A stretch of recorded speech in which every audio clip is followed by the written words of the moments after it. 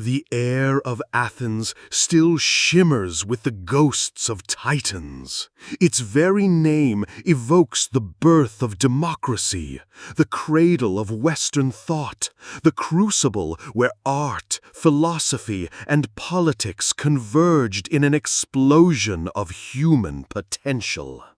But within this golden age, where freedom of speech was revered and intellectual curiosity boundless, a single figure emerged who would challenge every assumption, every tradition, every comfortable lie. A man whose name echoes through millennia, a titan whose shadow stretches across every philosophical debate, every ethical dilemma, every quest for truth that has followed.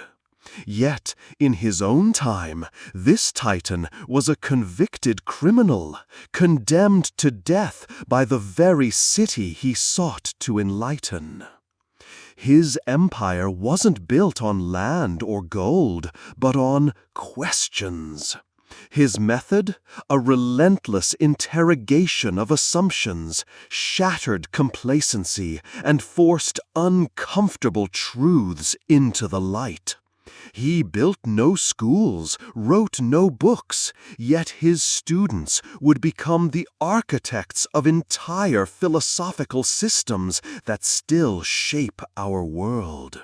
His relentless pursuit of wisdom, his public unmasking of ignorance disguised as knowledge, earned him not just disciples, but powerful, dangerous enemies.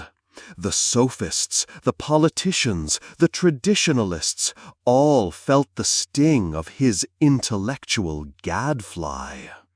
From the humble workshop of a stonecutter, he ascended not to earthly power, but to an unparalleled spiritual and intellectual authority, shaping minds and movements that would define civilization.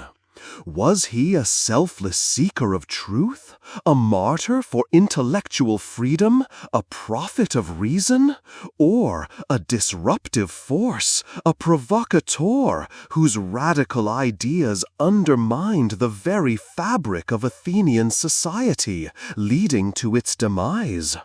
Was his death a tragic injustice, or the inevitable consequence of a man who refused to compromise, even when it meant his own destruction?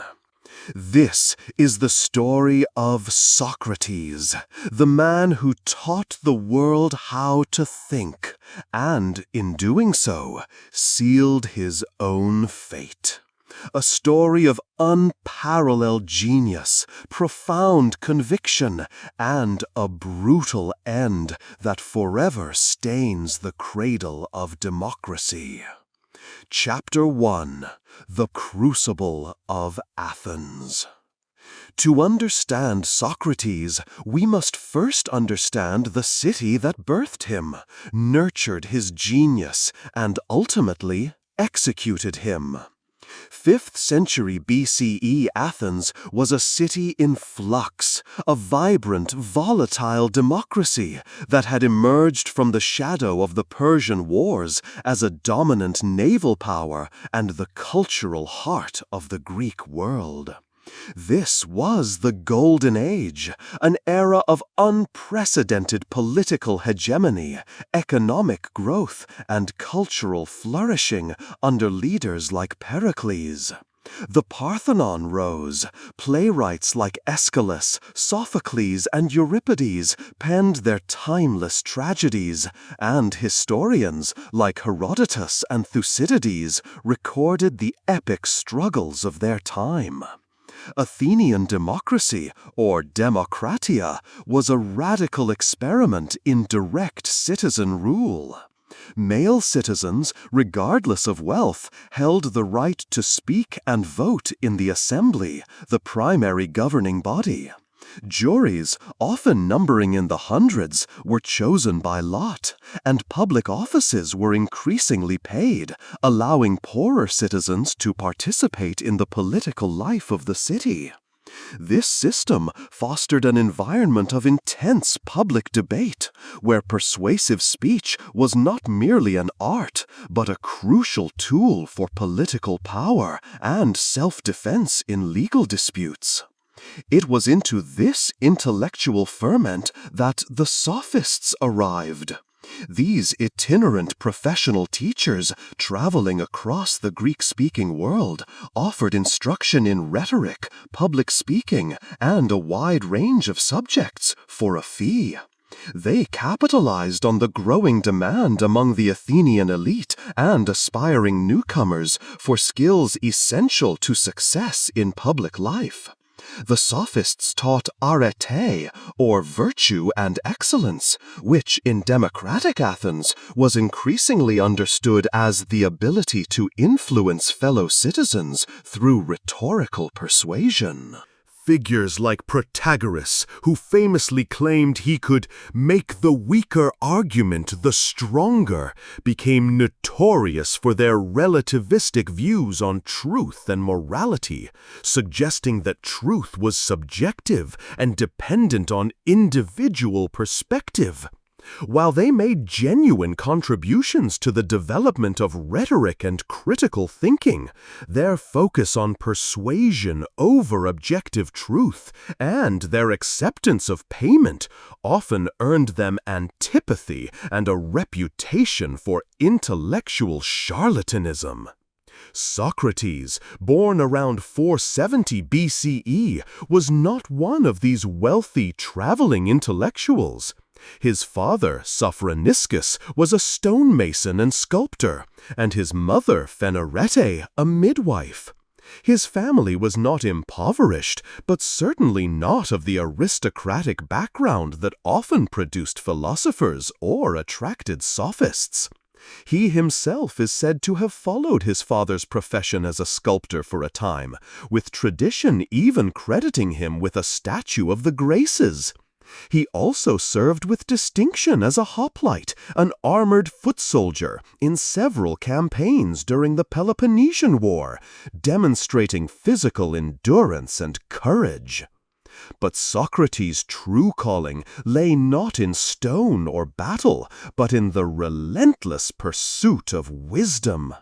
The pivotal moment in his life, and perhaps in the history of Western philosophy, came from an unexpected source, the Oracle of Delphi.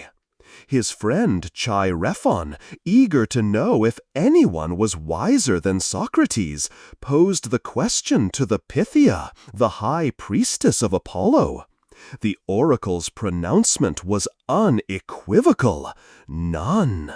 Socrates, despite his growing reputation, was bewildered by this declaration. He claimed to know nothing, adhering to the principle of "I know that I know nothing." Believing that the divine oracle could not lie, he embarked on what he considered a divine mission: to prove the oracle wrong by finding someone wiser than himself. He began to question those with a reputation for wisdom, politicians, poets, craftsmen, in the workshops and the bustling agora, the public square that served as the heart of Athenian life. This was the birth of the Socratic method, also known as the Socratic elenchus. It was a form of cooperative argumentative dialogue based on asking and answering questions, designed to stimulate critical thinking and expose contradictions in an interlocutor's beliefs. Socrates would engage someone claiming expertise on a subject, then, through a series of probing questions, meticulously peel back layers of their assumptions, leading them to realize the inconsistencies and limitations of their own knowledge. He found, to his dismay, that those with the highest reputations for wisdom were often the most lacking in it, while ordinary people sometimes held more genuine, if unarticulated, intelligence. The youth of Athens, captivated by his intellectual prowess and the spectacle of their elders being publicly unmasked, flocked to him, delighting in watching Socrates question and challenge the established figures. Among his followers were some of Athens' most prominent young men, including Plato, who would become his most famous student, and through whose dialogues much of Socrates' philosophy is preserved.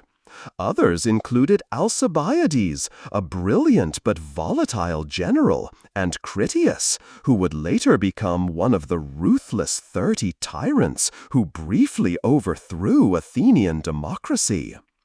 It was precisely this public questioning, this relentless exposure of ignorance, that sowed the seeds of his destruction.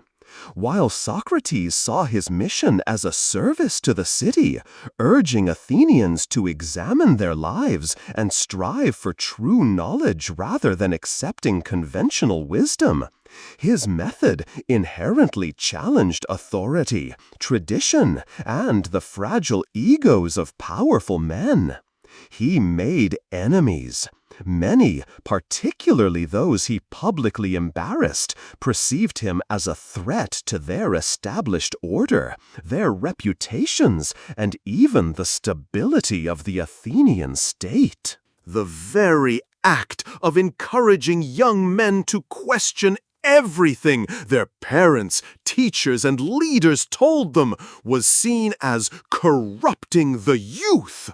This intellectual friction simmering beneath the surface of Athens' golden age would eventually boil over into a dramatic confrontation, setting the stage for one of history's most infamous trials.